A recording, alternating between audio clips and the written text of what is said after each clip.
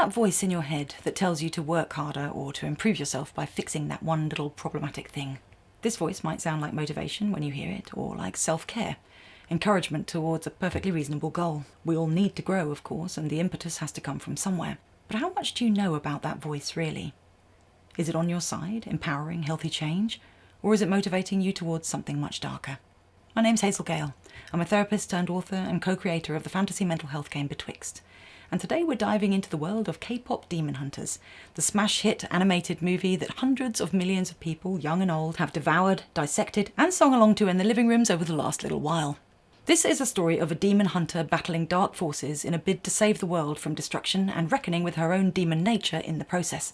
For me, the most fascinating and useful thing about the psychodrama presented by K-pop Demon Hunters is what this film reveals about how we use other people's adoration to fuel self-elimination, and how shame doesn't always look like darkness, but rather productivity and the pursuit of success.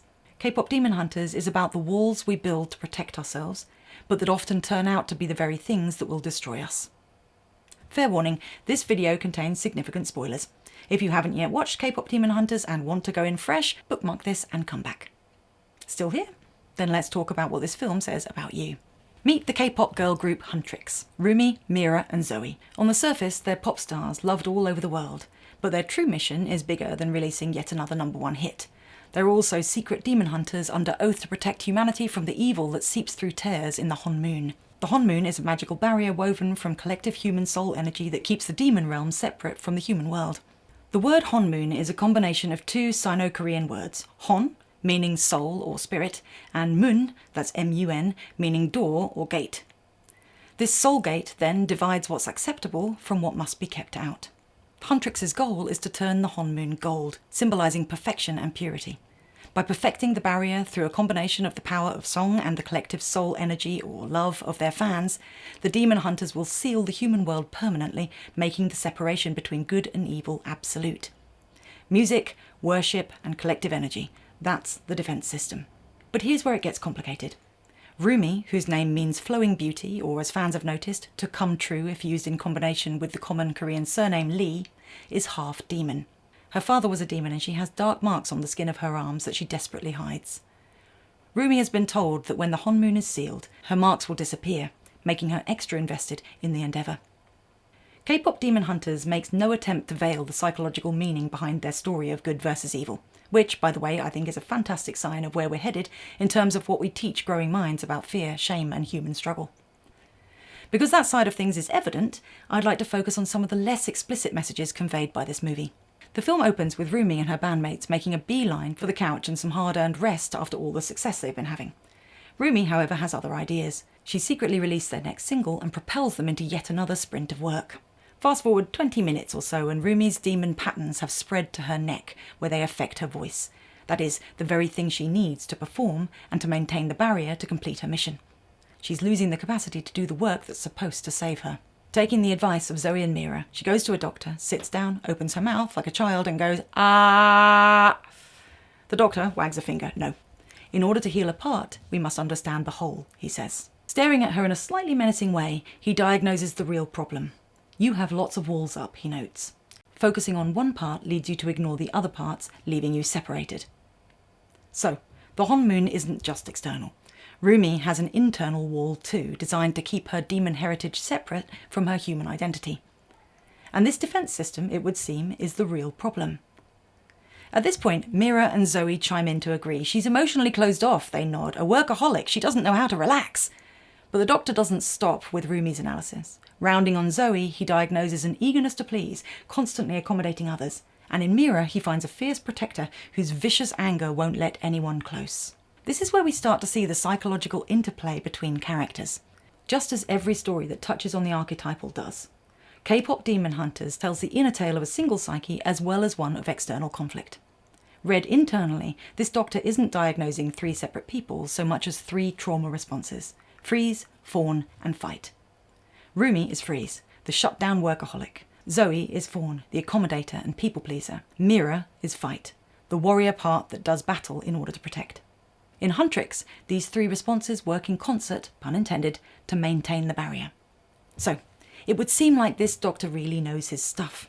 But, much to Rumi's disgust, he's revealed as yet another simpering fan when they leave the surgery and see their poster on the wall, his effigy superimposed on the top to look like they're the best of friends. To make matters worse, the tonic he gives Rumi for her voice is fake. They don't know it yet, but they're leaving with a presumably expensive box of grape juice. What takes place next all happens pretty quickly. They leave the doctor and encounter the Saja boys, a demon boy band sent to defeat them, but also totally swoon-worthy and irkingly talented. Rumi literally falls in front of Jinu, their leader, whose name means genuine friend, and for a moment there's attraction and the hint of recognition. But then he brushes lint from his shoulder, tells her to watch herself, and walks away without helping her up.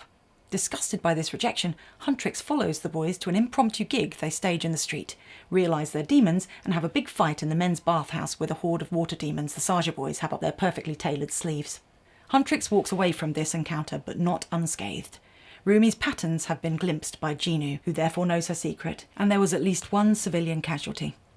An old man in the bathhouse is singing the Saja boys' catchy new song as a water demon rises up behind him and sucks away his soul. The bathhouse is deeply symbolic. It's where transformation takes place through ritual and nakedness, but this man, isolated and singing alone, shows that even a place meant for cleansing can become the site of consumption. Here's what we can take from an internalised reading of K-pop demon hunters. Rumi, Mira and Zoey represent 3 parts of one fragmented psyche that have learned to perform as a coordinated unit. Each member is a different wall and a different defence mechanism. Together they're convinced that if they can just strengthen the barrier enough, turn it gold, make it perfect, eliminate the demons, they'll finally be safe. But this isn't working. What a surprise. The demon patterns that spread across Rumi's body represent the shadow refusing compartmentalisation. The more she tries to perfect the barrier, the more her demon nature asserts itself until it tries to claim the most important thing, her voice. The doctor gave her the answer right away. Tear down the walls, understand the holes, stop separating. But she wasn't ready for this truth yet, and instead left with the quick fix grape juice, devaluing the doctor on the way out by seeing him as just another fan. We all do this when we catch a glimpse of something that's both true and difficult to accept. If we aren't ready to transform, we warp the advice or the advisor in our minds with rationalizations and bent truths until we can write it all off as nonsense.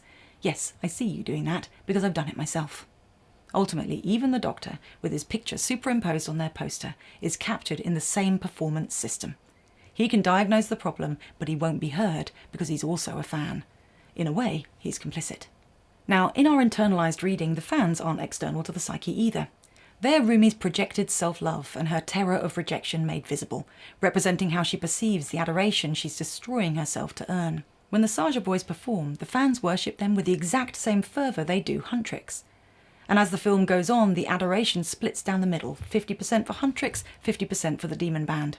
What this shows us is that the acceptance Rumi is fragmenting herself to earn flows to her authentic demon nature just as easily as her perfected persona, because self-love doesn't require perfection or elimination. Quite the opposite, actually. Self-love needs imperfection in order to be real.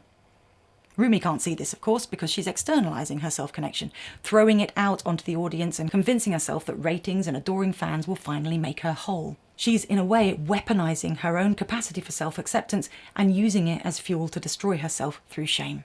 Shame is a core theme in this movie, and it conveys a message that I find powerful. When we think of shame, we tend to imagine isolation and darkness, perhaps someone curled up in a cold, lonely room, drowning in self-hatred. But while shame certainly can manifest that way, that's not what it looks like for most of us. More often, the shameful person looks like Rumi. Busy, driven, productive, and constantly quote-unquote improving. Shame can look and feel like a mission or path, a pseudo-goal of barrier strengthening that we call self-improvement. And while we're on that path, shame is the voice that whispers, just fix this one problematic part, just build that one wall a bit higher, just work a little harder, win the competition, get the promotion or the partner or the family or the damn car, and you'll finally be acceptable. Shame promises us gold, and in doing so it keeps us moving through the world like zombies, mindlessly following the lie that salvation is just one achievement away. This is what the film's villain Gui Ma understands. K-pop's big bad isn't a demon. It doesn't have a body or a form beyond a plume of pink smoke. But it has a voice, and it uses that voice to control and imprison its demons in the murky underworld of shame. Feel is all demons do, Jinu tells Rumi when she claims that his kind are pure, unfeeling evilness. Feel our shame, our misery, that's how Gui Ma controls us. Later, when it looks as though all is lost, Gui Ma's cruel voice can be heard by everyone in the city. You're a failure, it whispers to the band's manager. Mira hears that she never deserved a family. Zoe's told that she'll never belong. Each person gets their specific fear and self-doubt amplified and then turned into a promise. And I can take that pain away, says Guimar. All for the little price of your soul. Seeing this, Rumi goes to the woman who raised her. Her birth mother died when she was young, and presents a sword. Do what you should have done a long time ago, before I destroy what I swore to protect. The jig is up. Rumi can finally see that what she was trying to do was never going to work. She's initially ready to admit defeat, but something clicks when her mother figure can't kill her and instead suggests she just keep going with all the lies to mask her demon nature. With the fans all moving like zombies towards the demon band's sinister midnight concert, Rumi finally gets in touch with the self-love she's been separated from the whole time. Why couldn't you love me, she screams. Why couldn't you love all of me? So how does she manage this just as everything looks so hopeless? Since the moment Huntrix meets the Sarja boys outside the doctor's office, Rumi's voice has been healing. It wasn't the sham tonic that did this, obviously, though she was happy to let her bandmates believe this was the case. In reality, her voice returned when she started to connect with her shadow, with Jinu. The process of reunion began with conversations fraught with conflict and progressed through secret trysts and the gift of a lovable demonic cat. The closer she and Jinu got, the more whole she felt, until the two of them, light and shadow, sing a duet about how they can be free if they face things together. When Jinu reveals that he was once human, a poor boy who traded his soul to Guimar to save his starving family, Rumi sees his humanity and learns that anger and fighting can never win this battle, just as self-censoring and masking won't make her marks go away. She learns that you can't hate your way from shame to freedom, and you can't eliminate your way to wholeness. The Honmoon, the barrier, was the problem, not the solution. Crucially, the superstar Rumi's journey of growth takes place in private, not on stage. Integration happens at the margins, away from the performance. It happens when Rumi gives up striving to perfect her public persona and succeed in her public mission. When she stops trying to turn the Honmoon gold and starts connecting with the parts of herself that she's been taught to wall off. If this was what the Honmoon was supposed to protect, I'll be glad to see it destroyed, Rumi says finally to her mother figure. And with that, she descends to the demon realm to face the embodiment of shame that is Guimar. She looks worn and battered, but not broken. Everyone finally sees who you are, and the Honmoon is gone, the demonic voice says. It is, she agrees, with a glint in her eye, so we can make a new one. Time for a change. Rumi sings now about how she used to think she had to fix her patterns, and how she fragmented in the process, but now she sees beauty in the broken glass. Mira and Zoe join her, the three fragmented parts reunifying. I'll be right here by your side, they all chorus. And with this last song, a song of integration rather than performed strength and hate, Guimar is defeated. Jinu, freed by being genuinely seen, offers his soul to empower Rumi's final blow. You gave me my soul back, and now I give it to you. The demon world vanishes, along with Jinu and the rest of the band, although I'm sure we'll learn more about what happened to them in the second movie. The sun comes up as the people of the world are re-imbued with their stolen souls, and the Honmoon turns, not gold, but a full spectrum of rainbow colours. Perfection and performance were never the solution. Gold was too narrow, too restricting, and too impossible to achieve. But acceptance, diversity, fluidity, and everything else about the sheer complexity that is being human are finally allowed into the world. The Honmoon is transformed rather than strengthened. It's turned into a vessel that can hold multiple truths at once. Now, if this had been an old-school Disney movie, that would have been the end. In K-pop, though, things aren't sewn up in quite such a tidy fashion. Huntrix goes to the bathhouse together, that space for spiritual cleansing and vulnerability, where they relax for a brief moment. When they leave, promising themselves they'll head to the couch to chill, they see a pair of young fans and get right back to work instead. The couch can wait, they giggle before heading off to take some selfies with the girls. The camera pans right to show the cuddly demon cat watching from a nearby rooftop, its huge grin plastered all over its Cheshire cat-like face. So here's the question. Have these parts actually integrated, or did they just survive one crisis before reverting to the same pattern? They defeated Guimar's voice and transformed the barrier, but they're still trapped by the same performance imperative, no? The fans are still there, their projection is still externalised, and the moment adoration calls, they choose it over the rest they've been wishing for throughout the movie. And maybe this is the most honest thing the film could show us. Defeating one voice of shame doesn't end the work, it just reveals the next layer. Huntrix is reunited, but the world is still built from the same machinery. Striving, hero worship, consumption. The shadow has been integrated enough to be kept as a beloved pet, but not enough to be made public. It still has to watch from the sidelines. The question for us, and maybe for the sequel, who knows, is how integration survives when everyone around us still demands the same performance they got from our fragmented selves. Will we ever truly rest, or will the couch always have to wait? The answer isn't in the film, it's in your next choice. Right now, are you going to push through just one more thing, or are you going to close this video, take a breath, and give yourself permission to simply be? The rainbow Honmoon isn't something you achieve once. It's something you choose again and again every time the performance imperative calls, and every time you find the strength to turn down its shiny offer. So let me leave you with some questions to chew over instead. Does slowing down feel like failure to you? If taking a break feels wrong, dangerous, or like giving up, then you're probably listening to the voice of Guimar. In what ways do you perform perfection? Where are you hiding parts of yourself to be acceptable? What gets locked behind your personal Honmoon because you've decided it's too messy, too ugly, or too much? Your gold barrier might look like productivity, politeness, or never showing weakness. It'll be different for each of us, but its effect is the same. It fragments rather than protects. Finally, perhaps the most important question of all. What's the worst thing that could happen if you just stopped? What fear arises when you imagine dropping the mask? That fear is where your work begins. Thank you for watching. If you enjoy the idea of story-enriched self-reflection, then be sure to download our app Betwixt, an interactive adventure that helps you reconnect with yourself.